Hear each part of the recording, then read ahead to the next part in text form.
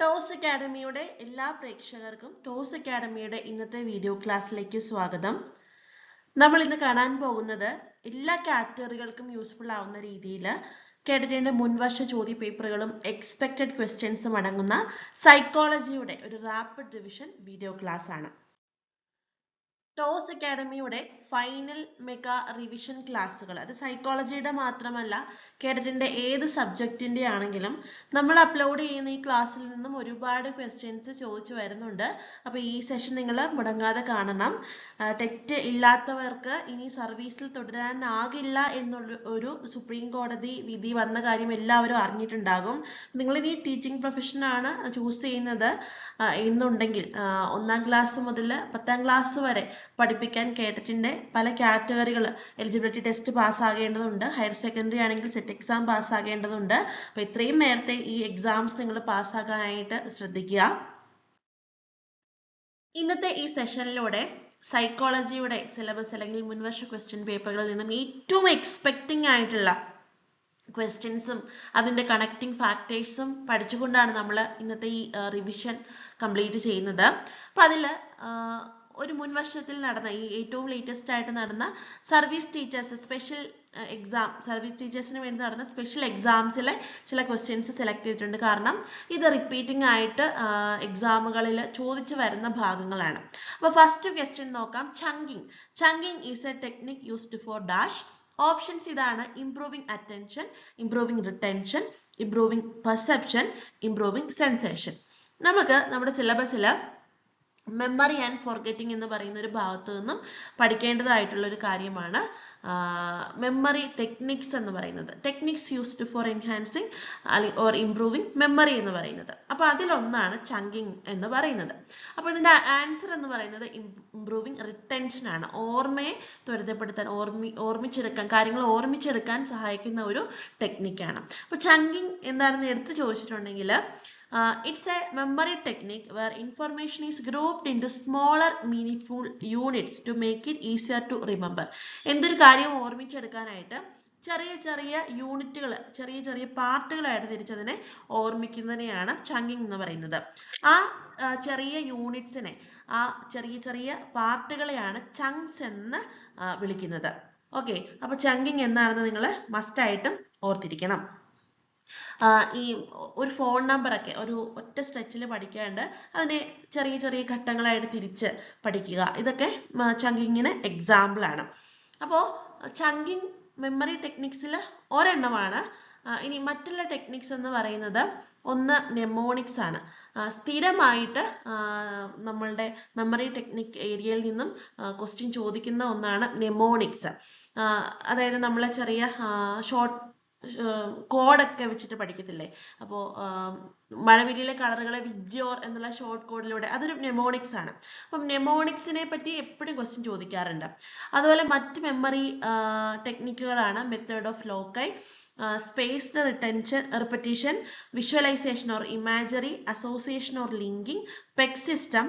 ഈ പെഗ് സിസ്റ്റവും മൈൻഡ് മാപ്പിങ്ങും ഒക്കെ എപ്പോഴും എക്സാമിന് ക്വസ്റ്റ്യൻ പേപ്പറിൽ ചോദിക്കാറുണ്ട്. മൈൻഡ് മാപ്പിംഗ് അത് കണ്ടുപിടിച്ചത് ആരാണ്, അല്ലെങ്കിൽ ഇതിനൊരു ഡെഫിനിഷൻ തന്നിട്ട്, അത് മൈൻഡ് മാപ്പിങ്ങിന് ഡെഫിനിഷൻ തന്നിട്ട് ചൂസ് ചെയ്യാൻ വേണ്ടിയിട്ട്. പിന്നെ റിഹേഴ്സൽ, റോഡ് ലേണിംഗ്, ഇതൊക്കെ മെമ്മറി ടെക്നിക്കുകളാണ്. അപ്പോൾ techniques used for enhancing memory നിങ്ങൾ ഉറപ്പായിട്ടും പഠിച്ചിരിക്കണം. അതിൽ chunking, mnemonics, mind mapping, peg system, road learning ഒക്കെ ഇമ്പോർട്ടൻ്റ് ആയിട്ട് ഹൈലൈറ്റ് ചെയ്ത് പഠിക്കേണ്ട കാര്യങ്ങളാണ്. നിങ്ങൾ ഏത് കാറ്റഗറി ആയിക്കോട്ടെ അതിൽ 100% ഉറപ്പോടെ വരും, ഒന്നോ അതിലധികമോ ക്വസ്റ്റ്യൻസ് വരുമെന്ന് ഉറപ്പുള്ളൊരു ഭാഗമാണ് ഇന്റലിജൻസ് തിയറീസ്. അതിൽ നിന്നും ഒരു ക്വസ്റ്റ്യൻ ചോദിക്കാം. First one, triarchic theory of intelligence is developed by dash.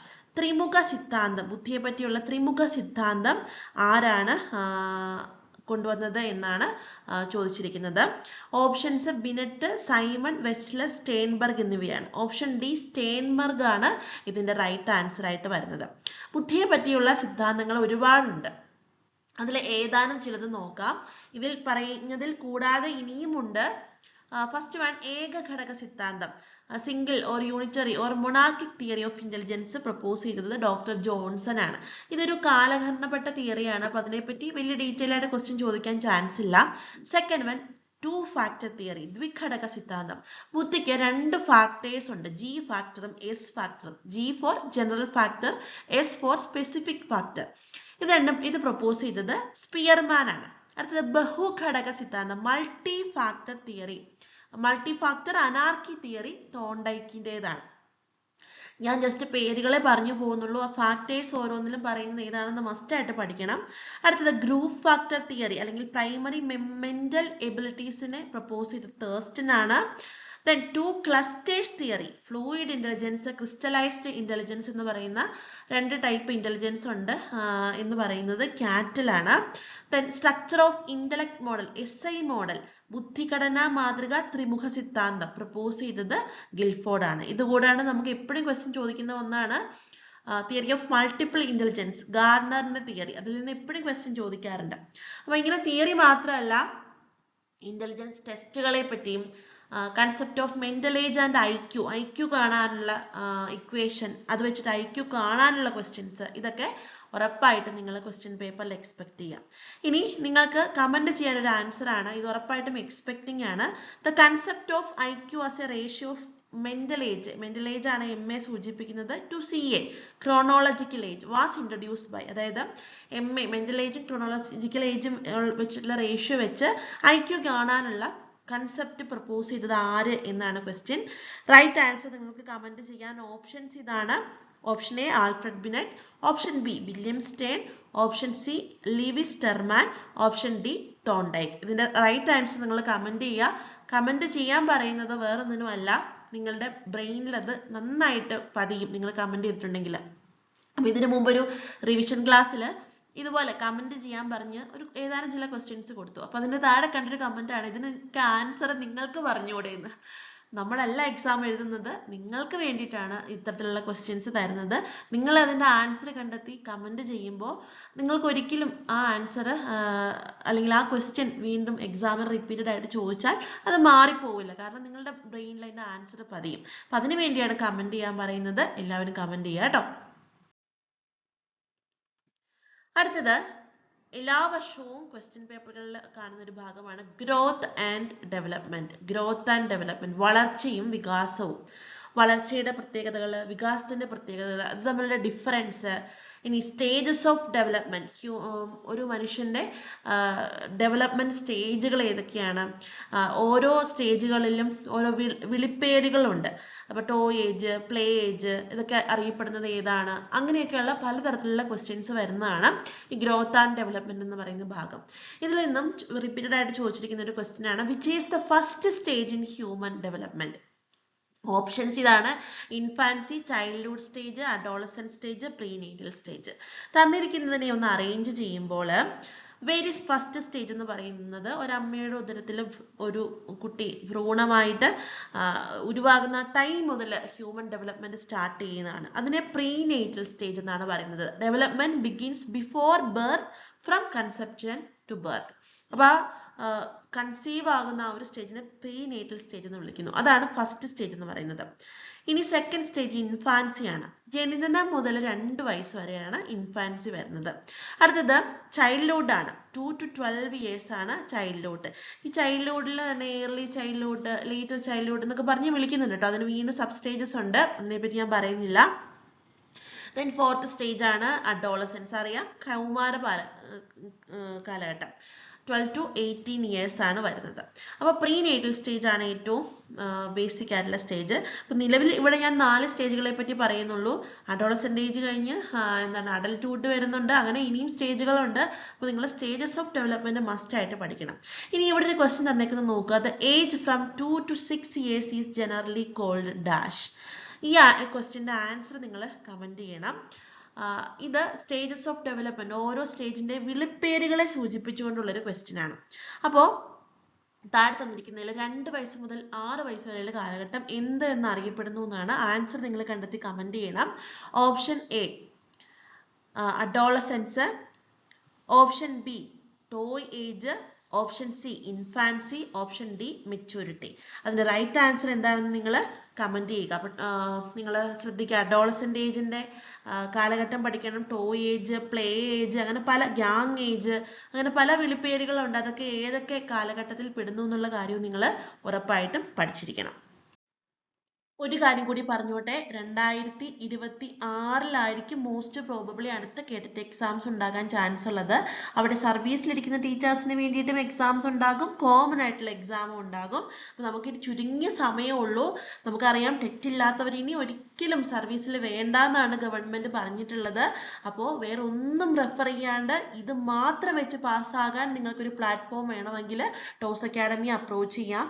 A to Z കാര്യങ്ങൾ, ഏത് കാറ്റഗറി ആയിക്കോട്ടെ, ഏത് സബ്ജക്റ്റ് ആയിക്കോട്ടെ, റെക്കോർഡ് ക്ലാസ്സും നോട്ട്സും എക്സാംസും ക്വസ്റ്റ്യൻ പേപ്പേഴ്സും റിവിഷൻസും മോഡൽ എക്സാംസും എല്ലാം ഉൾപ്പെടെ ടീച്ചേഴ്സിന്റെ സപ്പോർട്ടും ഉൾപ്പെടെ നിങ്ങൾക്ക് കോച്ചിങ് കിട്ടുന്ന ഒരേ ഒരു സ്ഥാപനമാണ് ടോസ് അക്കാഡമി. ഇവിടെ വന്നിരിക്കുന്നതിൽ കേഡറ്റിലെ 90% ആൾക്കാരും കേഡറ്റ് പാസ്സായിട്ടുണ്ട്. പ്രത്യേകിച്ച് സർവീസ് ടീച്ചേഴ്സിന് വേണ്ടി നടത്തിയ എക്സാമിന് നൽകിയ കോച്ചിങ്ങിൽ 100% നമ്മൾക്ക് റിസൾട്ട് വന്നിട്ടുണ്ട്. അപ്പോൾ ട്രസ്റ്റ് ചെയ്ത് നിങ്ങൾക്ക് ജോയിൻ ചെയ്യാം. കൂടുതൽ ഡീറ്റെയിൽസിൽ വേണ്ടിയിട്ട് നിങ്ങൾക്ക് ഈ നമ്പറിലേക്ക് കോൺടാക്ട് ചെയ്യുകയും ചെയ്യാം കേട്ടോ. അടുത്തതായിട്ട് ടീച്ചിങ് എലിജിബിലിറ്റി ടെസ്റ്റുകളിലും കോമ്പറ്റേറ്റീവ് എക്സാംസിലും ഒക്കെ എപ്പോഴും policies on education, schemes on education ഒക്കെ ചോദിക്കാറുണ്ട്. NCF, KCF, RTE, right to education, then NCERT, SCERT, പിന്നെ കമ്മീഷൻസ് ചോദിക്കാൻ ചാൻസ് ഉണ്ട്, NEP പറ്റി ചോദിക്കാൻ ചാൻസ് ഉണ്ട്. അപ്പൊ കേട്ടിട്ടില്ലേട്ടൊക്കെ വന്നു കഴിയുമ്പോൾ നമുക്കതൊക്കെ 1-2 ക്വസ്റ്റ്യൻസിലേക്ക് വരും. പക്ഷെ ഈ KCF, NCF തുടങ്ങിയ ഭാഗത്തു നിന്നും അതിന്റെ ഇയറുകൾ, ഫുൾ ഫോം, പിന്നെ ഗൈഡ് ലൈൻ പ്രിൻസിപ്പിൾസ് വെച്ചുകൊണ്ടുള്ള ക്വസ്റ്റ്യൻസ് ഒക്കെ ഒത്തിരി ചോദിക്കാറുണ്ട്. അപ്പൊ ഇത് പഠിക്കാനുള്ള മെയിൻ മാർഗം എന്ന് പറയുന്നത് പ്രീവിയസ് ഇയർ ക്വസ്റ്റ്യൻസ് പ്രാക്ടീസ് ചെയ്യുക എന്നുള്ളതാണ്. നമ്മളുടെ പെയ്ഡ് കോച്ചിങ് എടുത്ത സ്റ്റുഡൻസിന് അറിയാം, നമ്മൾ എല്ലാ വർഷത്തെ ക്വസ്റ്റ്യൻ പേപ്പേഴ്സും എക്സാം ആയിട്ട് പ്രാക്ടീസ് ചെയ്തിട്ടുണ്ട്. അത് കൂടാണ്ട് NCF, KCF ഒക്കെ നമുക്ക് ഡീറ്റെയിൽഡ് ക്ലാസ്സുകൾ തന്നിട്ടുള്ളതാണ്. അപ്പോൾ അതെല്ലാം പഠിക്കുക. അപ്പോൾ നിങ്ങൾ റാപ്പിഡ് ഡിവിഷൻ പോലെ ചെയ്യുമ്പോൾ നോക്കേണ്ട ചില കാര്യങ്ങളാണ് ഇവിടെ കൊടുത്തിരിക്കുന്നത്. അപ്പോൾ ഒരു ക്വസ്റ്റ്യൻ വെച്ചിട്ട് നമുക്ക് പഠിക്കാം. National level curriculum is framed on the basis of dash എന്നാണ് question. Options NCF, KCF, NCTE, NCERT എന്നിവയാണ്. National level curriculum is framed on the basis of national curriculum framework, NCF. അപ്പൊ NCF ആദ്യമായിട്ട് വന്നത് 2005-ലാണ്.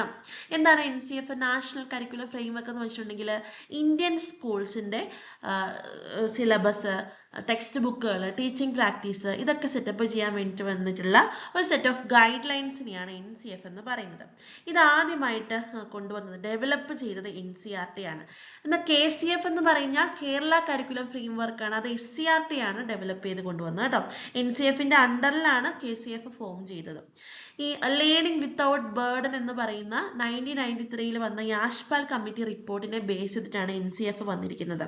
Child centred education, activity based education, അതുപോലെ തന്നെ കൂടുതൽ constructivist methods ക്ലാസ്സുകളിൽ കൊണ്ടുവരിക, പിന്നെ വാല്യൂസിന് ഇമ്പോർട്ടൻസ് കൊടുക്കുക, റോഡ് മെത്തേഡ്സിനെ, പഴയ പുസ്തക വായിച്ച പഠനത്തെയൊക്കെ മാറ്റി നിർത്തിക്കൊണ്ട് കൂടുതൽ കൺസ്ട്രക്റ്റിവിസ്റ്റ് അപ്രോച്ചുകൾ സ്കൂളുകളിൽ, ക്ലാസ് റൂമുകളിൽ കൊണ്ടുവരിക. അങ്ങനെ ഒത്തിരി ഗൈഡ് ലൈനിങ് പ്രിൻസിപ്പിൾസ് ഉണ്ട് NCFന്. അപ്പം അതൊക്കെ എക്സാമിന് ചോദിക്കാൻ ചാൻസ് ഉണ്ട്. ഇതെല്ലാം നിങ്ങൾ ഡീറ്റെയിൽ ആയിട്ട് നോക്കി പോകണം. ഇനി ഓപ്ഷൻസിൽ വന്നിരിക്കുന്ന NCERT, NCTE ഉണ്ട്. അതിന്റെ ഫുൾ ഫോം ഒന്ന് നിങ്ങൾ നോക്കി പോവുക.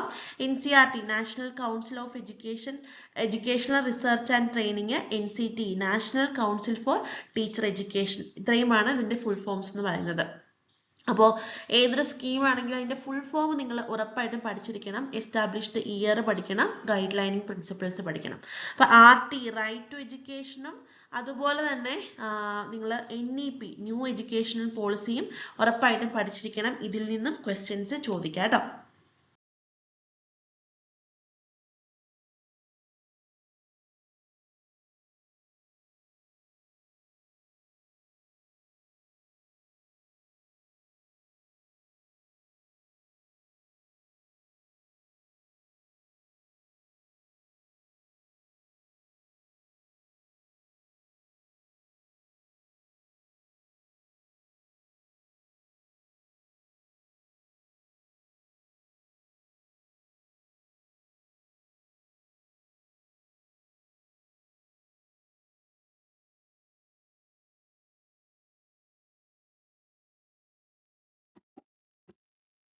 ഇനി കുറച്ച് തിയറി സെഷൻ ക്വസ്റ്റ്യൻസിലേക്ക് കടക്കാം. തിയറീസിൽ നമുക്ക് വളരെ ഇമ്പോർട്ടൻ്റ് ആയിട്ട് പഠിക്കേണ്ട ഒരു സെഷനാണ് പേഴ്സണാലിറ്റി എന്ന് പറയുന്നത്. പേഴ്സണാലിറ്റി, വ്യക്തിത്വവുമായി ബന്ധപ്പെട്ട സമീപനങ്ങൾ. ഈ വ്യക്തിത്വ സമീപനങ്ങളിൽ സിഗ്മണ്ട് ഫ്രോയിഡിന്റെ സൈക്കോ അനലിറ്റിക്കൽ തിയറി ഉണ്ട്, കാൾ യങ്ങിന്റെ തിയറി, കാൾ റോജർ, എറിക്സൺ എന്നിവരൊക്കെ വരുന്നുണ്ട്. ഇവരൊക്കെ പ്രധാനികളാണ്. അതുപോലെ തന്നെയാണ് ട്രേറ്റ് അപ്രോച്ച് കൊണ്ടുവന്നിട്ടുള്ള ആൽപോർട്ടും കാറ്റിലും ഒക്കെ. അപ്പോൾ അത്തരത്തിൽ ചില ചോദ്യങ്ങൾ നോക്കാം. ഇവിടെ തന്നിരിക്കുന്നത് ഗോൾഡൻ ആൽപോർട്ടിന്റെ തിയറിയിൽ നിന്നുമുള്ള ഒരു ക്വസ്റ്റ്യൻ ആണ്, ഒരു സിറ്റുവേഷൻ ബേസ്ഡ് ക്വസ്റ്റ്യൻ ആണ്. ക്വസ്റ്റ്യൻ നോക്കാം. പൊതുപ്രസംഗത്തിനിടെ മാത്രം ജോജുവിന് നാണം വരുന്നു. Jiju is shy only during public speaking. Soju സ്പോർട്സിൽ മാത്രം ആക്രമണകാരിയാകുന്നു. Soju is aggressive in sports only. ആൽപോർട്ടിന്റെ സവിശേഷക സിദ്ധാന്ത പ്രകാരം ഇവ രണ്ടും ഏതിനുള്ള ഉദാഹരണങ്ങളാണ്? According to Allport trait theory these two are examples for dash. തന്നിരിക്കുന്നതിൽ ഏത് ട്രേറ്റ് ആണ് ഇവ രണ്ടുപേരും പ്രകടിപ്പിക്കുന്നതെന്നാണ് question. Option A cardinal trait, മുഖ്യ സവിശേഷകങ്ങൾ. ഓപ്ഷൻ ബി സർഫസ് ട്രേറ്റ്, ഉപരിതല സവിശേഷതകൾ. ഓപ്ഷൻ സി സെൻട്രൽ ട്രേറ്റ്, മധ്യമ സവിശേഷകങ്ങൾ. ഓപ്ഷൻ ഡി സെക്കൻഡറി ട്രേറ്റ്, ദ്വിതീയ സവിശേഷകങ്ങൾ. ആൽപോർട്ടിനെ പറ്റി പറഞ്ഞുകൊണ്ട് തന്നെ നമുക്ക് ഇതിന്റെ ഓപ്ഷൻസിനെ അനലൈസ് ചെയ്യാം. ആദ്യമേ തന്നെ പേഴ്സണാലിറ്റി ഡെവലപ്മെന്റ്, വ്യക്തിത്വ സമീപനങ്ങളിൽ ട്രേറ്റ് അപ്രോച്ച് കൊണ്ടുവന്ന ആളാണ്. ട്രേറ്റ് അപ്രോച്ച് അല്ലെങ്കിൽ സവിശേഷ സമീപനം പ്രപ്പോസ് ചെയ്ത ആളാണ് നമ്മുടെ ആൽപോർട്ട്. ആൽപോർട്ടിന്റെ ഫുൾ നെയിം എന്ന് പറയുന്നത് GW ഗോർഡൻ വില്ലാർഡ് ആൽപോർട്ട് എന്നതാണ് ഫുൾ നെയിം. അദ്ദേഹത്തിൻ്റെതാണ് trait approach. Gordon Willard Allport 3 തരത്തിലുള്ള സവിശേഷതകൾ ഒരു വ്യക്തിയുടെ പേഴ്സണാലിറ്റിയിൽ ഉണ്ടെന്നാണ് പറഞ്ഞിട്ടുള്ളത്. അത് ഏതൊക്കെയാണെന്ന് നോക്കാം. അത് നോക്കുമ്പോൾ തന്നെ നമുക്ക് ഒരു ഓപ്ഷൻ ക്യാൻസൽ ചെയ്യാൻ പറ്റും ഈ ആൻസറിൽ നിന്ന്. നമുക്ക് നോക്കാം. കാർഡിനൽ ട്രേറ്റ് അല്ലെങ്കിൽ മുഖ്യ സവിശേഷകം, സെൻട്രൽ ട്രേറ്റ് മധ്യമ സവിശേഷകം, സെക്കൻഡറി ട്രേറ്റ് ദ്വിതീയ സവിശേഷകം. ഇത് മൂന്നുമാണ് ആൽപോർട്ട് പ്രപ്പോസ് ചെയ്തത്. അപ്പൊ അതുകൊണ്ട് തന്നെ നമുക്ക് സർഫസ് ട്രേറ്റ് ഓപ്ഷനിൽ നിന്നും ക്യാൻസൽ ചെയ്യാം. സർഫസ് ട്രേറ്റ് ഏത് സൈക്കോളജിസ്റ്റിൻ്റെതാണ്? കാറ്റിലിൻ്റെതാണ് സർഫസ് ട്രേറ്റ്. അപ്പൊ cardinal trait, central trait, secondary trait എന്ന് പറഞ്ഞ 3 സവിശേഷതകളാണ് ആൽപോർട്ട് കൊണ്ടുവന്നിട്ടുള്ളത്. അപ്പൊ ഇവിടെ ഈ പറയുന്ന ജോജുവിന്റെ നാണവും സോജുവിന്റെ അഗ്രസീവ് നേച്ചറും ഏത് ട്രേറ്റ് ആണെന്നാണ് നമുക്ക് കണ്ടുപിടിക്കേണ്ടത്. ഓരോ ട്രേറ്റിന്റെയും പ്രത്യേകത നമുക്ക് നോക്കാം. First one cardinal trait. ഇത് മുഖ്യ സവിശേഷത പേരിൽ തന്നെയുണ്ട്. ഒരാളുടെ പേഴ്സണാലിറ്റിയിൽ ഡോമിനന്റ് ആയിട്ട് നിൽക്കുന്ന ട്രേറ്റ് ആണ്, അല്ലെങ്കിൽ മേൽക്കൈ നേടുന്ന സ്വഭാവ സവിശേഷതകളാണ് മുഖ്യ സവിശേഷത എന്ന് പറയുന്നത്. ഇപ്പോൾ എക്സാമ്പിൾ പറയുകയാണെങ്കിൽ മദർ തെരേസ, പരോപകാരം. നമുക്ക് മദർ തെരേസ എന്ന് പറയുമ്പോൾ അവരുടെ മെയിൻ ട്രേറ്റ് ആണ് എന്താ പറയാൻ പറ്റുന്നത്? പരോപകാരം. ആ പരോപകാരം എന്ന് പറയുന്നത് അവരുടെ മുഖ്യ സവിശേഷതയാണ്. ഹിറ്റ്ലർ സ്വേച്ഛാധിപത്യം, അല്ലെങ്കിൽ മഹാത്മാഗാന്ധി അഹിംസ, ചാർലി ചാപ്ലിൻ ഹ്യൂമർ പറയും, ഫലിതബോധം. ഇതൊക്കെ നമുക്ക് കാർഡിനൽ ട്രേറ്റ്സ് ആണ് ഓരോരുത്തരുടെയും. അത്തരത്തിൽ എറിച്ചു നിൽക്കുന്ന മുഖ്യ സവിശേഷതയാണ് കാർഡിനൽ ട്രേറ്റ് എന്ന് പറയുന്നത്. ഇതാണോ നമ്മുടെ ആൻസർ? അല്ല. കാരണം ഇവിടെ ഓരോ സിറ്റുവേഷനിൽ മാത്രമാണ് ജോജുവിന് നാണം. ഒരു സമൂഹത്തെ ക്രൗഡിനെ ഫേസ് ചെയ്യുമ്പോഴാണ് ജോജുവിന് നാണം വരുന്നത്. അല്ലെങ്കിൽ നാണം എന്ന് പറയുന്നത് ജോജുവിന്റെ മുഖ്യ സവിശേഷകം അല്ല. സോജു എപ്പോഴും ആക്രമണകാരിയല്ല, സ്പോർട്സിൽ ഇൻവോൾവ് ആവുമ്പോഴാണ്. അപ്പോൾ അത് ഒരിക്കലും കാർഡിനൽ ട്രേറ്റ് അല്ല. ഇനി സെൻട്രൽ ട്രേറ്റ് ആണോ എന്ന് നോക്കാം. സെൻട്രൽ ട്രേറ്റ് അല്ലെങ്കിൽ മധ്യമ സവിശേഷകം എന്ന് പറഞ്ഞാൽ എന്താണെന്ന് നോക്കാം. ഒരു വ്യക്തിയെ സാമാന്യമായി വിവരിക്കുന്നതിന് ഉപയോഗിക്കുന്നതിനെയാണ് ജനറൽ ക്യാരക്ടറിസ്റ്റിക്സ് ആണ്. അപ്പോൾ ജനറൽ ക്യാരക്ടറിസ്റ്റിക്സ് എന്ന് പറഞ്ഞാൽ ഒരെണ്ണം ആയിരിക്കില്ല, അല്ല ഒന്നിലധികം ചിലപ്പോൾ കാണാൻ ചാൻസ് ഉണ്ട്. ബേസിക് ഫൗണ്ടേഷൻ ഓഫ് പേഴ്സണാലിറ്റി ആണ്. ഓണസ്റ്റി, ഷൈനസ്, സോഷ്യബിലിറ്റി, വിശ്വാസ്യത, വിധേയത്വം, സ്വാർത്ഥത, ഇതൊക്കെ നമുക്ക് സെൻട്രൽ ട്രേറ്റ്സ് ആയിട്ട് കാണാനായിട്ട് പറ്റും. അപ്പോൾ നമുക്ക് മനസ്സിലായി ഇതുമല്ല, ഇവിടെയും സിറ്റുവേഷനിൽ വെച്ച് വരുന്ന നമുക്ക് ഡിഫൈൻ ചെയ്യാൻ പറ്റുന്ന ട്രേറ്റ് അല്ല ഈ നമ്മളുടെ ക്വസ്റ്റ്യനിൽ കൊടുത്തിരിക്കുന്നത്. അപ്പോൾ സെൻട്രൽ ട്രേറ്റും അല്ല right answer. Finally secondary trait. വ്യക്തികളിൽ ചില പ്രത്യേക സന്ദർഭങ്ങളിൽ മാത്രം കാണുന്ന പ്രത്യേകതയാണ് സെക്കൻഡറി ട്രേറ്റ് എന്ന് പറയുന്നത്. അപ്പോൾ എൻ്റെ ഒരു സെക്കൻഡറി ട്രേറ്റ് എന്താണെന്ന് വെച്ചിട്ടുണ്ടെങ്കിൽ എനിക്ക് ഭയങ്കരമായിട്ട് ഒത്തിരി വർക്ക് ലോഡ് വന്നു കഴിയുമ്പോഴത്തേനും ഭയങ്കര ദേഷ്യം വരും, ഞാൻ അഗ്രസീവ് ആവും. അതെൻ്റെ ഒരു സെക്കൻഡറി ട്രേറ്റ് ആണ്.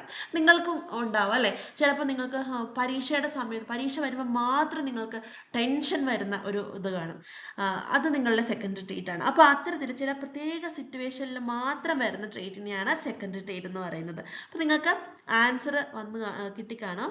ഇവിടെ പറയുന്ന ജോജുവിൻ്റെ നാണവും സോജുവിൻ്റെ അഗ്രസീവ്നെസ്സും ഒക്കെ എന്താണ്? ഓപ്ഷൻ ഡി സെക്കൻഡറി ട്രേറ്റ് ആണ്. അപ്പോൾ ഇങ്ങനെ വേണം നിങ്ങൾ ഒരു തിയറി പഠിക്കുമ്പോൾ തിയറിയിലെ ഓപ്ഷൻസ് ഒക്കെ പഠിക്കാനായിട്ട്. കാരണം ക്വസ്റ്റ്യൻ ഇങ്ങനെ ആപ്ലിക്കേഷൻ ലെവലിൽ സിറ്റുവേഷൻ തന്നിട്ടൊക്കെ ആയിരിക്കും ചോദിക്കുന്നത്. അപ്പോൾ നിങ്ങൾ ഏതൊരു സൈക്കോളജിസ്റ്റിൻ്റെ തിയറി പഠിച്ചാലും ഇത്തരത്തിൽ കാര്യകാരണ സഹിതം അല്ലെങ്കിൽ നമ്മളുടെ റിയൽ ലൈഫിനോട് കണക്ട് ചെയ്തുകൊണ്ട് വേണം അതിൻ്റെ ആൻസേഴ്സ് പഠിക്കാൻ. നിങ്ങൾ അല്ലെങ്കിൽ നമുക്ക് പൊതുവായിട്ട് അറിയാവുന്ന ഒരാൾ എന്തെങ്കിലും കഥ അങ്ങനെയൊക്കെ ചേർത്ത് പഠിക്കുവാണെങ്കിൽ സൈക്കോളജി നമ്മൾക്ക് കേട്ടിട്ട് സെറ്റിന് പഠിക്കാനുള്ള സൈക്കോളജി വളരെ ഇൻട്രസ്റ്റിംഗ് ആണ്. അപ്പോൾ റൈറ്റ് ആൻസർ നിങ്ങൾക്ക് പിടികിട്ടി കാണും അല്ലേ? അടുത്ത ക്വസ്റ്റ്യൻ നോക്കാം. നമുക്ക് ബിഹേവിയറിസം എന്ന് പറയുമ്പോൾ പാവ്ലോവ്, തോണ്ടൈക്ക്, സ്കിന്നർ ഒക്കെയാണ് ബിഹേവിയറിസ്റ്റുകളായിട്ട് നമുക്ക് ലേണിംഗ് തിയറീസ് പഠിക്കാനുള്ള ആൾക്കാർ. അവരുടെ തിയറിയിൽ നിന്ന് എപ്പോഴും ക്വസ്റ്റ്യൻ ചോദിക്കുക. അപ്പം നമ്മൾ തോണ്ടൈക്കിന്റെ ബോൺ തിയറി അല്ലെങ്കിൽ കണക്ഷനിസത്തിൽ നിന്നുമുള്ള ഒരു ക്വസ്റ്റ്യൻ ആണ് ഇവിടെ വന്നിരിക്കുന്നത്.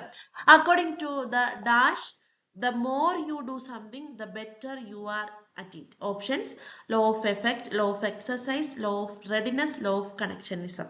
തോണ്ടൈക്കിന്റെ പഠന നിയമങ്ങളാണ് തന്നിരിക്കുന്നത്. അപ്പോൾ അതിലൊരു നിയമത്തിന്റെ ഡെഫിനിഷൻ പോലെ കൊടുത്തുകൊണ്ടാണ് ക്വസ്റ്റ്യൻ ചോദിച്ചിരിക്കുന്നത്.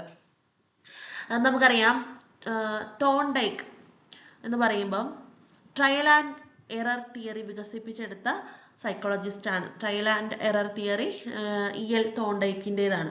ബോണ്ട് തിയറി അല്ലെങ്കിൽ കണക്ഷനിസം എന്നൊക്കെ അറിയപ്പെടുന്ന ബന്ധസിദ്ധാന്തം തോണ്ടൈക്കിൻ്റെതാണ്. തോണ്ടൈക്കിനെ പറ്റി പറയുകയാണെങ്കിൽ cat in the puzzle box പ്രശ്നപേടകത്തിലെ പൂച്ച എന്ന് പറയുന്ന വളരെ പ്രശസ്തമായിട്ടുള്ള പരീക്ഷണം തോണ്ടൈക്കിൻ്റെതാണ്. അപ്പൊ ഇതിൽ നിന്നൊക്കെ തോണ്ടൈക്ക് ഉണ്ടാക്കിയെടുത്ത പഠന നിയമങ്ങളുണ്ട്. അവയാണ് law of effect, law of exercise, law of readiness, law of connectionism എന്നിങ്ങനെ പറയുന്നത്. തോണ്ടൈക്കിന്റെ പഠന നിയമങ്ങളെ ഒന്ന് നമുക്ക് ജനറൽ ആയിട്ട് നോക്കാം. ആവർത്തനങ്ങൾ എല്ലാ പഠനത്തിന്റെയും മാതാവ്, repetition is the mother of all learning എന്നറിയപ്പെടുന്ന തോണ്ടൈക്കിന്റെ ഫസ്റ്റ് ലോ ആണ് ലോ ഓഫ് എക്സർസൈസ് എന്ന് പറയുന്നത്. അതായത് ഒരു സന്ദർഭവും അതിനുള്ള പ്രതികരണവും ആവർത്തിക്കും തോറും ചോദക പ്രതികരണം കൂടുതൽ ദൃഢമാകുന്നു. The more a stimulus response connection is practiced, the stronger it becomes. അതായത് എന്തൊരു കാര്യവും നമ്മൾ ഡ്രൈവിംഗ് ആയിക്കോട്ടെ, കണക്കായിക്കോട്ടെ, അല്ലെങ്കിൽ ഡാൻസ് ആയിക്കോട്ടെ, പാട്ടായിക്കോട്ടെ, എന്തൊരു കാര്യം പഠിക്കുമ്പോഴും കൂടുതൽ പ്രാക്ടീസ് ചെയ്യും തോറും നമുക്കത് കൂടുതൽ ഫ്ലെക്സിബിൾ ആയിട്ട് വരുന്നു. അതാണ് ലോ ഓഫ് എക്സർസൈസ് എന്ന് പറയുന്നത്. അപ്പൊ കണക്കറിയില്ലാത്തൊരു കുട്ടി മൾട്ടിപ്ലിക്കേഷൻ വീണ്ടും ഒത്തിരി എക്സാമ്പിൾസ് വെച്ച് പ്രാക്ടീസ് ചെയ്താൽ ഫൈനലി അവന് റിപ്പീറ്റിംഗ് ആയിട്ടുള്ള പ്രാക്ടീസ് വഴി ആ കാര്യം എളുപ്പമായി തീരുന്നു. ഇതാണ് ലോ ഓഫ് എക്സർസൈസ് പറയുന്നത്. ലോ ഓഫ് എഫക്റ്റ് എന്ന് പറയുന്നത് learning is strengthened when followed by satisfaction. അതായത് തൃപ്തികരവും സന്തോഷപ്രദവുമായിട്ടുള്ള ഒരു ഫലം കിട്ടുവാണെങ്കിൽ നമ്മൾ ആ ലേണിംഗിൽ നമ്മൾ കൂടുതൽ സ്ട്രെങ്തൻഡ് ആവും. ഇനി നമുക്കുള്ള കിട്ടുന്ന ഫലം എന്ന് പറയുന്നത് വളരെ വീക്കും അല്ലെങ്കിൽ നമുക്ക് നിരാശ തരുന്നതുമാണെന്നുണ്ടെങ്കിൽ ആ ഒരു ലേണിംഗ് എന്ന് പറയുന്നത് പിന്നീട് വീക്കൻ ആവുകയും ചെയ്യും. അതിനെയാണ് ലോ ഓഫ് എഫക്റ്റ് എന്ന് പറയുന്നത്. അതായത് learning is strengthened when followed by satisfaction, learning is weakened when followed by dissatisfaction. അടുത്ത ലോ ഓഫ് റെഡിനെസ്, പേര് സൂചിപ്പിക്കുന്നത് പോലെ തന്നെ പഠിതാവ് പഠിക്കാൻ സന്നദ്ധനാകുമ്പോൾ പഠനം ലഭിച്ചാൽ അയാൾ സംതൃപ്തനാകും അല്ലെങ്കിൽ അസ്വസ്ഥനാകും. Learning is more effective when the learner is mentally and physically ready to learn. Fourth one law of connectionism, refers to the general idea that learning is the result of forming connections between stimuli and responses. അങ്ങനെ 4 laws ആണ് ഇവിടെ കൊടുത്തിട്ടുള്ളത്. അപ്പോൾ Thorndike എടുത്ത് പറയുന്നത് ആദ്യത്തെ 3 laws ആണ്. അപ്പോൾ ഇവിടെ ക്വസ്റ്റ്യൻ എന്ന് പറയുന്നത് according to the dash law the more you do something the better you are in it. ആദ്യം പറഞ്ഞ പോലെ തന്നെ ആവർത്തനങ്ങൾ എല്ലാ പഠനത്തിന്റെയും മാതാവ്. Repetition is the mother of all learning അല്ലെങ്കിൽ പ്രാക്ടീസ് സ്ട്രെങ്തൻസ് ലേണിംഗ്. ഇത് കണക്ട് ചെയ്യുന്നത് ലോ ഓഫ് എക്സർസൈസിലേക്കാണ്. അപ്പോൾ ഓപ്ഷൻ ബി ആണ് അതിന്റെ റൈറ്റ് ആൻസർ ആയിട്ട് വരുന്നത്. Practice makes strengthens learning. When you more you do something, the better you are at it. അപ്പോൾ ഓപ്ഷൻ ബി ആണ് റൈറ്റ് ആൻസർ ആയിട്ട് വരുന്നത്. അടുത്ത ഒരു ചോദ്യ ഏരിയ ആണ് ഇന്റലിജൻസ് ടെസ്റ്റുകൾ, പേഴ്സണാലിറ്റി മെഷർമെന്റ് ടെക്നിക്സ് ഒക്കെ റിലേറ്റ് ചെയ്തിട്ടുള്ള ക്വസ്റ്റ്യൻസ് ചോദിക്കാറുണ്ട്. അത്തരത്തിലൊരു ക്വസ്റ്റ്യൻ ആണ് which among the following is an example for intelligence test.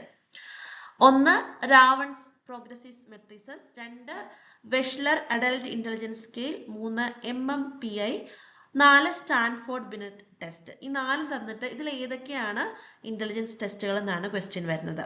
നമുക്ക് നോക്കാം. First one Raven's progressive matrices. ഇതൊരു നോൺ വെർബൽ ഇന്റലിജൻസ് ടെസ്റ്റ് ആണ്.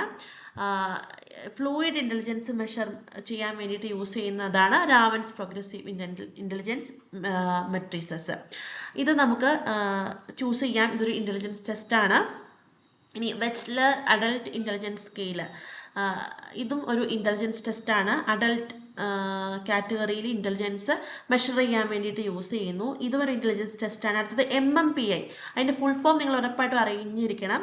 മിന്നസോട്ട മൾട്ടിഫാസിക് പേഴ്സണാലിറ്റി ഇൻവെന്ററി എന്നതാണ് ഇതിന്റെ ഫുൾ ഫോം. ഇവിടെ കൊടുത്തിട്ടുണ്ട് മിന്നസോട്ട മൾട്ടിഫാസിക് പേഴ്സണാലിറ്റി ഇൻവെന്ററി. ഇതൊരു പേഴ്സണാലിറ്റി ടെസ്റ്റ് ആണ്, ഒരു ഇന്റലിജൻസ് ടെസ്റ്റ് അല്ല. അപ്പൊ ഇത് ആൻസർ അല്ല. അടുത്തത് സ്റ്റാൻഫോർഡ് ബിനെറ്റ് ടെസ്റ്റ്. അതായത് ഏറ്റവും ആദ്യം വന്ന സ്റ്റാൻഡർഡൈസ്ഡ് ഇന്റലിജൻസ് ടെസ്റ്റ് ആണ്. ഇതൊരു ഇന്റലിജൻസ് ടെസ്റ്റ് ആണ്. അപ്പോൾ ഇത് റൈറ്റ് ആൻസർ ആണ്. അപ്പോൾ 1, 2, 4 ഒരു ഇന്റലിജൻസ് ടെസ്റ്റുകൾക്ക് എക്സാമ്പിൾ ആണ്. അപ്പോൾ ഓപ്ഷൻ ഡി ആണ് റൈറ്റ് ആൻസർ വരുന്നത്. നിങ്ങൾ ശ്രദ്ധിക്കുക, ഇത് മാത്രമല്ല ഇന്റലിജൻസ് ടെസ്റ്റുകൾ, ഇനിയും ഉണ്ട് ഇന്റലിജൻസ് ടെസ്റ്റുകൾ. അതുപോലെ തന്നെ MMPI മാത്രമല്ല പേഴ്സണാലിറ്റി ടെസ്റ്റുകൾ ഇഷ്ടം പോലെ ഉണ്ട്. അപ്പോൾ ഇതെല്ലാം ഡീറ്റെയിൽ ആയിട്ട് നിങ്ങൾ പഠിച്ചെങ്കിൽ മാത്രമേ ഇത്തരത്തിലുള്ള ആൻസറുകൾ നിങ്ങൾക്ക് ചെയ്യാനായിട്ട് പറ്റുള്ളൂ. അപ്പോൾ നിങ്ങൾ ഇന്റലിജൻസ് ടെസ്റ്റുകളെ പറ്റിയും പേഴ്സണാലിറ്റി മെഷർമെന്റ് ടെക്നിക്സിനെ പറ്റിയും ഉറപ്പായിട്ടും പഠിച്ചിരിക്കണം. അടുത്ത ഒരു ഭാഗമാണ് ഇവാലുവേഷൻ എന്ന് പറയുന്നത്. ഇവാലുവേഷനിൽ ഗ്രേഡിംഗ് സിസ്റ്റത്തെ പറ്റിയും types of evaluation, formative, summative, continuous and comprehensive evaluation, criterion, നോം റെഫറൻസ്ഡ് ഇവാലുവേഷൻ, ഇതൊക്കെ ക്വസ്റ്റ്യനിൽ ചോദിക്കാൻ ചാൻസ് ഉണ്ട്. അപ്പോൾ ഗ്രേഡിങ്ങിനെ പറ്റിയുള്ള ഒരു ക്വസ്റ്റ്യൻ ആണ്. A system of grading in which students are graded based on prefixed performance standards is known as dash. Options ഇതൊക്കെയാണ്. Relative grading, absolute grading, abstract grading, performance evaluation, ഇതൊക്കെ. ഫസ്റ്റ് വൺ റിലേറ്റീവ് ഗ്രേഡിങ്ങിനെ ഒന്ന് വിലയിരുത്താം. Relative grading എന്ന് പറയുന്നത് students performance is compared with other students in groups. ഒരു ക്ലാസ്സിനെ evaluate ചെയ്യുമ്പോൾ ഒരു സ്റ്റുഡൻറ്റിന്റെ ഗ്രേഡ് ആ സ്റ്റുഡൻസിനെ മറ്റു സ്റ്റുഡൻസുമായിട്ട് കമ്പയർ ചെയ്തുകൊണ്ടുള്ള, ഒരു ഗ്രൂപ്പ് ഓഫ് സ്റ്റുഡൻസുമായിട്ട് കമ്പയർ ചെയ്തുകൊണ്ട് ഗ്രേഡിംഗ് നടത്തുന്നതിനെയാണ് എന്ത് പറയുന്നത്, റിലേറ്റീവ് ഗ്രേഡിംഗ് എന്ന് പറയുന്നത്. ഇനി അബ്സല്യൂട്ട് ഗ്രേഡിംഗ് എന്ന് പറയുമ്പോൾ മറ്റു സ്റ്റുഡൻസിനായിട്ടല്ല റിലേറ്റ് ചെയ്യുന്നത്, പക്ഷെ ഒരു പ്രീഫിക്സ്ഡ് സ്റ്റാൻഡേർഡ്സ് വെച്ചുകൊണ്ട് ഗ്രേഡ് ചെയ്യുന്ന മെത്തേഡാണ്. In the system grades are assigned based on fixed predecided performance standards. അതിനെയാണ് അബ്സല്യൂട്ട് ഗ്രേഡിംഗ് എന്ന് പറയുന്നത്. എക്സാമ്പിൾ വെച്ച് പറയുകയാണെങ്കിൽ 100 മാർക്കിലാണ് നമ്മൾ എക്സാം നടത്തിയത്.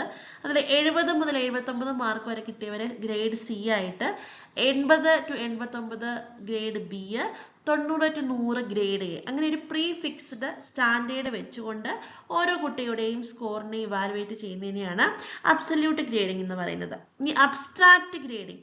This is not a standard grading system. The term is vague and not commonly used in educational evaluation. Abstract grading നമ്മൾ educational evaluation use ചെയ്യുന്ന ഒന്നല്ല.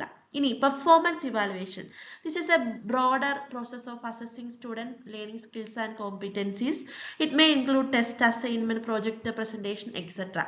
അതായത് ഒരു ടെക്സ്റ്റ് പേപ്പറിനെ മാത്രം വെച്ചുകൊണ്ടല്ല, ചിലപ്പോൾ പ്രോജക്റ്റോ അസൈൻമെന്റോ അങ്ങനെ പല കാര്യങ്ങൾ വെച്ചുകൊണ്ട് സ്റ്റുഡൻസിന്റെ ലേണിംഗ് പ്രോസസ്സ് അസസ് ചെയ്യുന്നതിനെയാണ് പെർഫോമൻസ് ഇവാലുവേഷൻ എന്ന് പറയുന്നത്. നമ്മൾ നോർമലി ഗ്രേഡിങ്ങിനെ രണ്ടായിട്ട് തരംതിരിച്ചുകൊണ്ടാണ് നോർമലി പഠിക്കാറ്, റിലേറ്റീവ് ഗ്രേഡിംഗ് എന്നും അബ്സല്യൂട്ട് ഗ്രേഡിംഗ് എന്നും. അപ്പൊ ഇവിടെ തന്നിരിക്കുന്ന ക്വസ്റ്റ്യൻ എന്ന് പറയുന്നത് a system of grading in which students are graded based on a prefixed performance standard ആണ് ചോദിച്ചിരിക്കുന്നത്. നമ്മൾ പറഞ്ഞ പോലെ തന്നെ ഇവിടെ അബ്സല്യൂട്ട് ഗ്രേഡിങ്ങിലാണ് ഒരു പ്രീ ഫിക്സ്ഡ് സ്റ്റാൻഡേർഡ് വെച്ചുകൊണ്ട് സ്റ്റുഡൻസിനെ ഇവാലുവേറ്റ് ചെയ്ത് ഗ്രേഡിലേക്ക് മാറ്റുന്നത്. അതിനെ അബ്സല്യൂട്ട് ഗ്രേഡിംഗ് എന്നാണ് പറയുന്നത്. അപ്പോൾ ഇത്തരത്തിലുള്ള എക്സാമ്പിൾസ് നമ്മൾ മസ്റ്റ് ആയിട്ട് ഓർത്തിരിക്കണം. അടുത്തത്, നിങ്ങൾ കാറ്റഗറി 2ഓ 3ഓ 4ഓ ഒക്കെ എഴുതുന്നവരാണെങ്കിൽ അഡോളസന്റ് ഏജിനെ പറ്റി ഉറപ്പായിട്ടും ക്വസ്റ്റ്യൻ ചോദിക്കാം. അഡോളസന്റ് ഏജിന്റെ പ്രോബ്ലംസ്, ക്യാരക്ടറിസ്റ്റിക്സ്, പ്രോബ്ലംസ് ഒക്കെ പറയുമ്പോൾ നമുക്ക് ഈറ്റിംഗ് ഡിസോർഡേഴ്സ്, ഡ്രഗ് അബ്യൂസ്, അതോ അല്ലെങ്കിൽ ഡെവലപ്മെന്റ് ടാസ്കുകളെ പറ്റി ചോദിക്കാം. അങ്ങനെയൊക്കെ ഒത്തിരി ഈ അഡോളസന്റ് ഏജ് വെച്ചിട്ടുള്ള ക്വസ്റ്റ്യൻസ് ചോദിക്കാം. പിന്നെ നമ്മൾ പഠിക്കുന്ന തിയറീസ് ഉണ്ടല്ലോ, സ്റ്റേജ് തിയറീസ്, ഇപ്പൊ പിയാഷെ അവരുടെയൊക്കെ തിയറീസിൽ അഡോളസന്റ് ഏജിനെ സ്പെസിഫൈ ചെയ്യുന്ന ക്വസ്റ്റ്യൻസ് ചോദിക്കാൻ ചാൻസ് ഉണ്ട്. അപ്പൊ ഇവിടെ തന്നിരിക്കുന്നത് which one among the following is not a characteristics of adolescent എന്നുള്ളതാണ്. ഓപ്ഷൻസ് നോക്കാം. Option A, development of secondary sexual characteristics, അതായത് അഡോളസന്റ് ഏജിന്റെ ഒരു കീ ബയോളജിക്കൽ ചേഞ്ച്, പ്യൂബർട്ടി സ്റ്റേജിലെ കീ ബയോളജിക്കൽ സ്റ്റേജ് എന്ന് പറയുന്നതാണ് ഇവിടെ കൊടുത്തിരിക്കുന്നത്. അപ്പോൾ development of secondary sexual characteristics adolescent ഏജിന്റെ ഒരു കീ ഫീച്ചർ ആണ്. അപ്പം അത് ശരിയാണ്. Then shift from concrete to abstract thinking. നിങ്ങൾ ജെയിൻ പിയാഷെയുടെ ഫോർമൽ ഓപ്പറേഷണൽ സ്റ്റേജ് പഠിച്ചിട്ടുണ്ടാകും. ആ ഫോർമൽ ഓപ്പറേഷണൽ സ്റ്റേജ് അഡോളസന്റ് ഏജിനെ പറ്റിയാണ് പറയുന്നത്. അവിടെ കുട്ടികളുടെ തോട്ട് ഈ ഒരു സ്റ്റേജ് ആകുമ്പോഴേക്കും കോൺക്രീറ്റ് സ്റ്റേജിൽ നിന്നും അബ്സ്ട്രാക്ട് തിങ്കിങ്ങുകളിലേക്ക് വരുന്നു എന്ന് ജീൻ പിയാഷെ എടുത്ത് പറയുന്നുണ്ട്. അപ്പോൾ ഇതും അഡോളസന്റ് ഏജിനെ സംബന്ധിച്ചിടത്തോളം നല്ലൊരു ഫീച്ചറാണ്. മേജർ കോഗ്നിറ്റീവ് ഡെവലപ്മെന്റ് സ്റ്റേജിനെയാണ് ഇത് സൂചിപ്പിക്കുന്നത്. Shift from concrete to abstract thinking. അപ്പോൾ ഇവിടെ നിങ്ങൾ ഒരു കാര്യം കൂടി കണക്ട് ചെയ്യുക. ജീൻ പിയാഷെയുടെ ഫോർമൽ ഓപ്പറേഷണൽ സ്റ്റേജ് അഡോളസന്റ് ഏജിനെ സൂചിപ്പിക്കുന്നു. അടുത്തത്, ഇമോഷണൽ ഡിപ്പെൻഡൻസ് ടു പേരൻസ്. ഇത് നമുക്ക് അഡോളസന്റ് ഏജിന്റെ ഒരു ക്യാരക്ടർ ആയിട്ട് പറയാൻ പറ്റില്ല. ഈ അഡോളസന്റ് ഏജിൽ gradually move away from emotional dependence on parents and strive for independence. നിങ്ങൾ പഠിച്ചിട്ടുണ്ടാകും ഈഗോ സെൻട്രിസം ഒക്കെ ഡെവലപ്പ് ചെയ്യുന്ന ഒരു സ്റ്റേജ് അഡോളസെൻസിൽ തുടങ്ങുന്നുണ്ട്. അപ്പോൾ അത് നമുക്ക് ഈ പറയുന്ന അഡോളസെന്റ് ഏജിന്റെ ഒരു ക്യാരക്ടറിസ്റ്റിക്സ് ആയിട്ട് പറയാൻ പറ്റത്തില്ല. നമുക്ക് സ്വന്തം ഐഡന്റിറ്റിയെ എന്താണ് കണ്ടുപിടിക്കുന്ന ഒരു സ്റ്റേജാണ്. നമ്മൾ എറിക്സന്റെ തിയറിയിലൊക്കെ ഐഡന്റിറ്റി വേഴ്സസ് റോൾ കൺഫ്യൂഷൻ ഒക്കെ പറയുന്നുണ്ട്. അത് ഈ അഡോളസെന്റ് ഏജിനെ സൂചിപ്പിച്ചുകൊണ്ടുള്ളതാണ്. അപ്പോൾ ഇത് നമുക്ക് അഡോളസെന്റ് ഏജിന്റെ ഒരു കീ ഫീച്ചർ ആയിട്ട് പറയാനായിട്ട് സാധിക്കത്തില്ല. ഇനി അട്രാക്ഷൻ ടുവേർഡ്സ് ഓപ്പോസിറ്റ് സെക്സ്, ഇതും അഡോളസെന്റ് ഏജിന്റെ ഒരു കോമൺ ക്യാരക്ടറിസ്റ്റിക്സ് ആണ്. അപ്പോൾ തന്നിരിക്കുന്ന ഓപ്ഷൻസിൽ ഏതാണ് അഡോളസെന്റ് ഏജിന്റെ ക്യാരക്ടറിസ്റ്റിക്സ് അല്ലാത്തത് എന്നാണ് ക്വസ്റ്റ്യൻ. ഓപ്ഷൻ സി ആണ് റൈറ്റ് ആൻസർ. അപ്പോൾ ഇത്രയും കാര്യങ്ങളൊക്കെ നിങ്ങൾ അഡോളസെന്റ് ഏജിന്റെ ഫീച്ചർ ആയിട്ട് ഓർത്തിരിക്കണം. അതുപോലെ തന്നെ ഡെവലപ്മെന്റൽ ടാസ്ക് എന്ന് പറഞ്ഞൊരു കാര്യം ഈ ഒരു ഏരിയ പഠിക്കാനുണ്ട്. അത് നിങ്ങൾ ഉറപ്പായിട്ടും പഠിച്ചിരിക്കണം. 2 ചോദ്യങ്ങൾ ആപ്റ്റിറ്റ്യൂഡ് ലെവലിലെ ക്വസ്റ്റ്യൻസ് ചോദിച്ചു കാണാറുണ്ട്. അപ്പോൾ കഴിഞ്ഞ ദിവസം നമ്മുടെ ഒരു സ്റ്റുഡൻറ്റ് എൻ്റെ അടുത്ത് ഷെയർ ചെയ്തൊരു കാര്യമാണ്, വളരെ സത്യമായിട്ടുള്ളൊരു കാര്യമാണ്. കാരണം നമ്മുടെ ക്വസ്റ്റ്യൻ പേപ്പറുകളിൽ ആപ്റ്റിറ്റ്യൂഡ് ലെവൽ ക്വസ്റ്റ്യൻസ് ചോദിക്കാറുണ്ട്. ഒരു സിറ്റുവേഷൻ തന്നിട്ട് നിങ്ങളൊരു ടീച്ചറാണെങ്കിൽ ഇവിടെ എങ്ങനെ ചെയ്യും, അല്ലെങ്കിൽ ഒരു ടീച്ചറിനെ സംബന്ധിച്ചിടത്തോളം ഇതിൽ ഏതാണ് ഇമ്പോർട്ടൻ്റ് ടാസ്ക്, അങ്ങനെയുള്ള ക്വസ്റ്റ്യൻസ് ചോദിക്കാറുണ്ട്. ഞാൻ ഉൾപ്പെടെ നിങ്ങൾ എല്ലാവരും ചൂസ് ചെയ്യുന്ന ആൻസറേ ആയിരിക്കത്തില്ല റൈറ്റ് ആൻസർ ആയിട്ട് വരുന്നത്. ഇത്തരത്തിലുള്ള ക്വസ്റ്റ്യൻ പേപ്പറുകളിൽ നമുക്ക് എപ്പോഴും കൺഫ്യൂസിങ് ആണ്. തീർച്ചയായിട്ടും അത് എക്സ്പെക്ട് ചെയ്യാം. കാരണം അത്തരത്തിലുള്ള ക്വസ്റ്റ്യൻസ് മാർക്ക് കളയാൻ ചാൻസ് ഉള്ളത് കൊണ്ട് ചോദ്യപേപ്പർ ഉണ്ടാക്കുന്നവർ തീർച്ചയായിട്ടും അത്തരത്തിലുള്ള ക്വസ്റ്റ്യൻസ് ഇൻക്ലൂഡ് ചെയ്യും. അപ്പോൾ നമുക്ക് കുറച്ച് ഒന്ന് ചിന്തിച്ചാൽ ഒരു പരിധി വരെ ഈ ആൻസേഴ്സിൽ റൈറ്റ് ആയിട്ട് എത്താൻ പറ്റും. നമുക്ക് ഓരോ ഓപ്ഷൻസിന്റെയും വിത്ത് റീസൺ ചിന്തിച്ചാൽ അത് മനസ്സിലാകുന്നതാണ്. അപ്പോൾ അത്തരത്തിൽ 1-2 ക്വസ്റ്റ്യൻസ് നോക്കാം. In a PTA meeting, the ideal behavior of teacher is dash. Options ഇതാണ്. Answer very shortly for the questions asked by parents. Discuss the abilities and weakness of each child commonly to the parents. Discuss the abilities and weakness of the child separately to the parents. Communicate about academic matters only. ഇത്രയാണ് options. ഒരു PTA മീറ്റിംഗിൽ ഒരു ideal teacher എങ്ങനെയായിരിക്കണമെന്നാണ് question. Option A നോക്കാം. Answer very shortly for the questions asked by the parents. പെട്ടെന്ന് ചുരുക്കി answer പറഞ്ഞു നിർത്തുക. ഇതൊട്ടും ഐഡിയൽ അല്ല. It is not ideal. അല്ലെങ്കിൽ ഇതൊരു മീനിങ് ഫുൾ കൊളാബറേറ്റീവ് ഡിസ്കഷനെ ഒരിക്കലും സപ്പോർട്ട് ചെയ്യുന്നതല്ല. പെട്ടെന്ന് ആൻസർ പറഞ്ഞു ചുരുക്കുക എന്ന് പറഞ്ഞാൽ. അപ്പോൾ ഇതൊരിക്കലും ആൻസർ ആയിട്ട് വരത്തില്ല. ഞാൻ അടുത്തത്, discuss the abilities and weakness of each child commonly to the parents. അതായത് കുട്ടികളുടെ പറ്റിയുള്ള കാര്യങ്ങൾ നമ്മൾ ഇത്തരത്തിൽ കോമൺ ആയിട്ട് പേരൻസിനോട് പറഞ്ഞാൽ അതൊരു കോൺഫിഡൻഷ്യാലിറ്റീനെ തന്നെ വയലേറ്റ് ചെയ്യും. അത് തീർത്തും അൺപ്രൊഫഷണൽ ആണ്. അപ്പോൾ ഇത് ഓപ്ഷൻ അല്ല. Discuss the abilities and weakness of the child separately to the parents. ഇതാണ് ഏറ്റവും ഐഡിയൽ ആയിട്ടുള്ള മെത്തേഡായിട്ട് നമുക്ക് പറയാൻ പറ്റുന്നത്. കാരണം ഓരോ കുട്ടിയും ഡിഫറൻ്റ് ആണ്. ഓരോ കുട്ടിയുടെ സ്കിൽസ് ഡിഫറൻ്റ് ആണ്. അവരുടെ പ്രൈവസിയെ നമ്മൾ മാനിക്കണം. അങ്ങനെയുള്ള പല കാര്യങ്ങളും കൺസിഡർ ചെയ്യുമ്പോൾ ഓപ്ഷൻ സി ആണ് റൈറ്റ് ആൻസർ ആയിട്ട് വരുന്നത്. ഇനി ഡി എന്തുകൊണ്ടാകുന്നില്ല എന്ന് ചോദിച്ചാൽ communicate about academic matters only. നമ്മൾ കുറച്ച് മുമ്പ് കണ്ട NCF KCF ഒക്കെ പറയുന്നത് എന്താണ്? പുസ്തകത്തിൽ നിന്നും ഒത്തിരി മാറിയുള്ള ലേണിംഗ്, പുസ്തകത്തിന് പുറത്തു നിന്നുള്ള ഒത്തിരി കാര്യങ്ങൾ, അക്കാഡമിക് കരിക്കുലർ നോൺ കരിക്കുലർ ആക്ടിവിറ്റീസും ഒരുപോലെ ഇമ്പോർട്ടൻ്റ് ആണെന്നൊക്കെയാണ് ഇന്നത്തെ പുതിയ വിദ്യാഭ്യാസ നയങ്ങളൊക്കെ പറഞ്ഞു വെക്കുന്നത് അല്ലേ. അപ്പോൾ അതുകൊണ്ട് തന്നെ മോർ ഹോളിസ്റ്റിക് അപ്രോച്ച് എന്ന് പറയുന്നത് ഒരിക്കലും അക്കാഡമിക് മാറ്റേഴ്സിന് മാത്രം ഇമ്പോർട്ടൻസ് കൊടുക്കുന്നതല്ല.